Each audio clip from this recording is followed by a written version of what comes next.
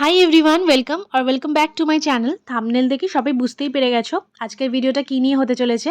ঠিকই ধরেছো, আজ আমি তোমাদের সাথে ভীষণই easy and simple yet elegant একটা ক্রিসমাস মেকআপ লুক শেয়ার করব, যেটা খুব অল্প প্রোডাক্ট ইউজ করে তোমরা ইজিলি ক্রিয়েট করে নিতে পারবে। তো চলো আর কথা না বাড়িয়ে ভিডিওটা শুরু করা যাক। আর হ্যাঁ, আমি এই ভিডিওটাতে যা যা প্রোডাক্ট ইউজ করেছি সেটা ছোটো করে রিভিউ দেওয়ার চেষ্টা করেছি তোমাদেরকে, যাতে তোমাদেরও পারচেস করতে সুবিধে হয়।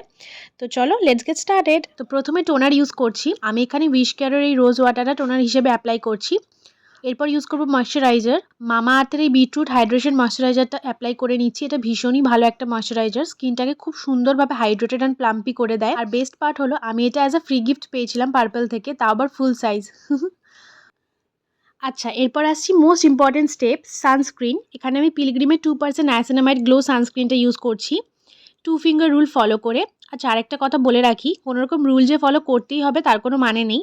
ফুল ফেস নেকে ভালো করে পর্যাপ্ত পরিমাণে অ্যাপ্লাই করলেই হয়। অনেক সানস্ক্রিনই থাকে লাইট হালকা লিকুইডই, সেই ক্ষেত্রে 2 ফিঙ্গারেরও কম লাগে। যাই হোক, আচ্ছা এবার আসছি আরেকটা ইম্পর্টেন্ট স্টেপ, প্রাইমার। এটা আমাদের ফেসের সমস্ত ওপেন পোর্স, গর্ত টাইপ যা যা কিছু আছে সেগুলোকে ব্লার করে দেয় এবং একটা স্মুথ ক্যানভাস দিয়ে দেয়, like a painting you know. Okay, এবার আমি অরেঞ্জ কালার কারেক্টার ইউজ করছি on my dark circle and পিগমেন্টেশনে।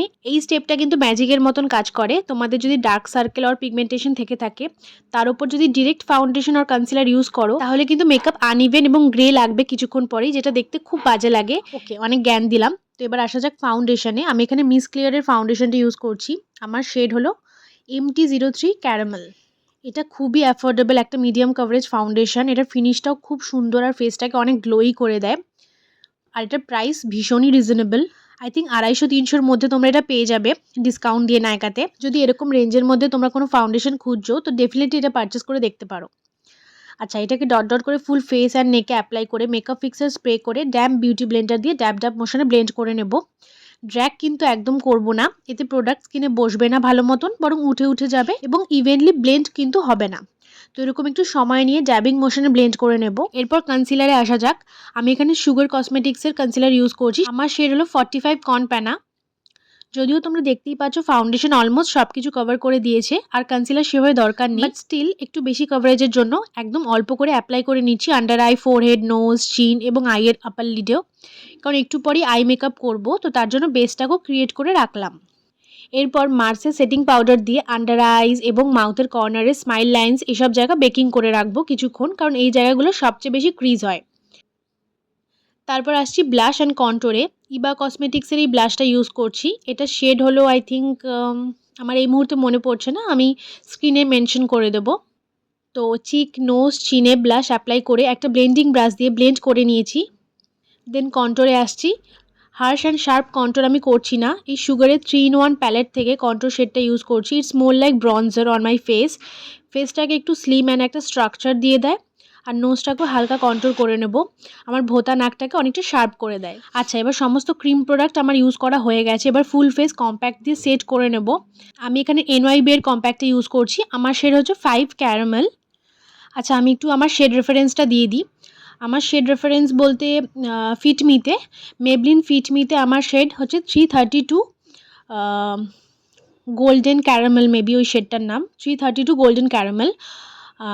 R reference চাইলে আমার বলাটা একটু মুশকিল, কারণ বেশি ফাউন্ডেশন আমি ইউজ করি না। একটা কিনলেই আমার অনেক দিন চলে যায়, আর একটা শেষ না হলে আমি আলাদা কোনো ফাউন্ডেশনে ইনভেস্টও করি না। সো যাই হোক, তো আমার মনে হয় ফিটমি ফাউন্ডেশন অলমোস্ট সবাই কম বেশি ইউজ করেছে। খুবই হাইপড একটা ফাউন্ডেশন বাজেটের মধ্যে। তো হ্যাঁ, আমার শেড হচ্ছে ফিটমিতে 332 গোল্ডেন ক্যারামেল। আচ্ছা, ফুল ফেসটাকে কম্প্যাক্ট দিয়ে সেট করার পর আমি মেকআপ ফিক্সার ইউজ করছি। এই মেকআপ ফিক্সারটা NYB এর, ভীষণই ভালো এটা, আর ততটাই রিজনেবল। মেকআপটাকে ভীষণ গ্লোই ডিউই করে দেয়, মেকআপটা অনেকক্ষণ পর্যন্ত লাস্টিং করে। ওকে, এবার আসা যাক আই মেকআপে। প্রথমে একটা লাইট ব্রাউন টোনের শেড নিয়ে আমি আমার ক্রিজটাকে ডিফাইন করে নেব ভালো করে। এখানে একটা কথা বলে দিই, আই মেকআপ করার সময় কখনো এক গাদা প্রোডাক্ট প্রথমেই নিয়ে নেব না। অল্প অল্প করে প্রোডাক্ট নিয়ে ব্লেন্ড করতে থাকবো, দেন দরকার পড়লে আবার প্রোডাক্ট নেব। বাট একবারে বেশি প্রোডাক্ট নিয়ে নিলে কিন্তু পুরো মেসি হয়ে যাবে এবং ঠিকমতো ব্লেন্ডও হবে না।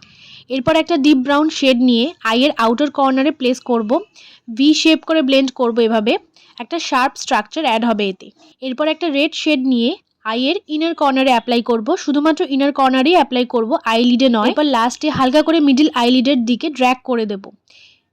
দেন যেটুকু ব্রাশে লেগে থাকবে সেটা দিয়ে লোয়ার ল্যাশেসে অ্যাপ্লাই করে নেব। এরপর আমি ল্যাকমির আইলাইনার দিয়ে একটু বড় করে উইং আইলাইনার ড্র করে নিচ্ছি।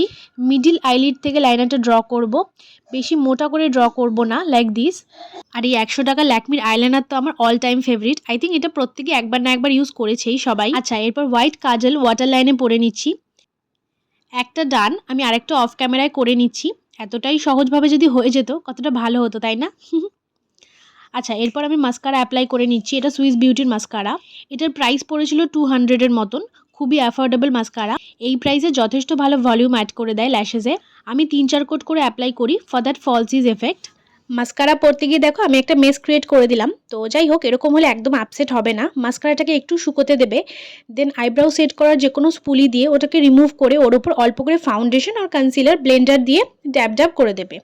সি, রিমুভ হয়ে গেছে। আচ্ছা, আইব্রাউ করতে আমি ভুলে গেছিলাম, তো ওটাই করছি এখন। ব্ল্যাক পেন্সিল কখনো ইউজ করবে না, যে কোনো ব্রাউন আইব্রাউ পেন্সিল দিয়ে অলওয়েজ ফিল করবে, তাতে ব্রাউজগুলো অনেকটা বেশি ন্যাচারাল লাগে।